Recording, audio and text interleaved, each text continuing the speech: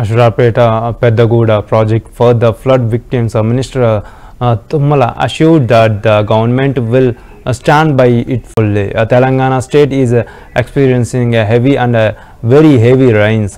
Flood water rises due to the rains in Bhadradri district in Ashrapeta Mandala.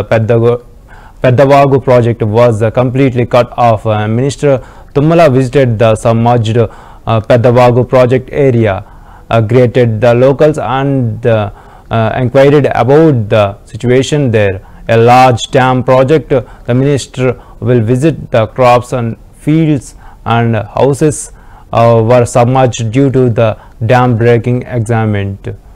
The gates of the project due to the heavy flood water entering Pedavagu not open as a result. The project was cut off and the flood the fields and the nearby the villages overlaid. People have suffered a lot due to the floods.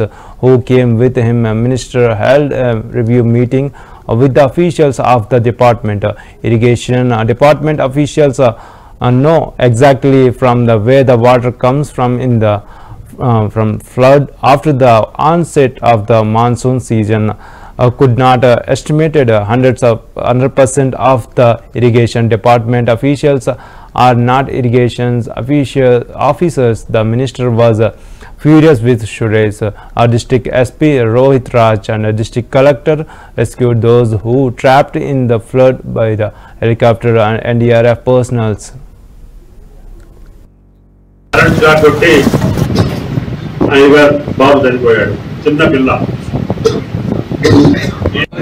ఎవరైనా సరే వాళ్ళు ఎట్లా ఆదుకోవాలో మీరు ఆలోచించి చెప్పండి.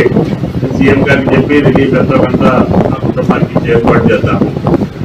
తర్వాత ముఖ్యంగా ఇక్కడ ఉన్నటువంటి పెద్దలందరూ 89లో కూడా నేనున్నప్పుడు మంత్రివర్గంలో లేకపోయినా దిగిపోతే కూడా మనోళ్ళందరికీ మళ్ళీ ఆ ప్రాజెక్టును రివైవ్ చేసి మళ్ళీ కాలువలు బాగు చేపించి నేను మంత్రి అయ్యే రోజు ఈ ప్రాజెక్టు కింద కేవలం 2000 ఎకరాలే సేద్యం అయ్యేది.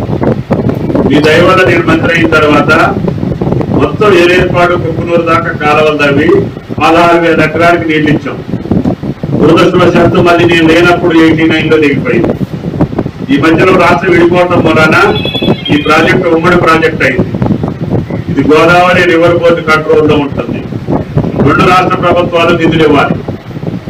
ఆంధ్ర ప్రభుత్వం 80% ఇవ్వాలి, మనం 20% ఇవ్వాలి. ఇప్పుడు ఉన్నటువంటి పరిస్థితి చూస్తే 2 ప్రభుత్వాల యొక్క కోఆర్డినేషన్ కూడా గత 5 సంవత్సరాల్లో సరిగ్గా లేదని తెలుస్తుంది. వీళ్ళు అడిగినటువంటి పైసలు ప్రభుత్వాలు ఇవ్వకపోవటం, మెయింటెనెన్స్ కరెక్ట్ చేయకపోవటం, అధికారుల నిర్లక్ష్యం కూడా ఉందని చెప్పి రైతులు చాలా మంది చెప్తున్నారు. సరే కలెక్టర్ గారు క్షుణ్ణంగా ఆలోచించి దాని మీద ఎవరి పొరపాటు, అధిక వర్షం వచ్చిన మాట కరెక్టే, దాని తర్వాత ఎక్కువ వరద వచ్చిన మాట కూడా కరెక్టే.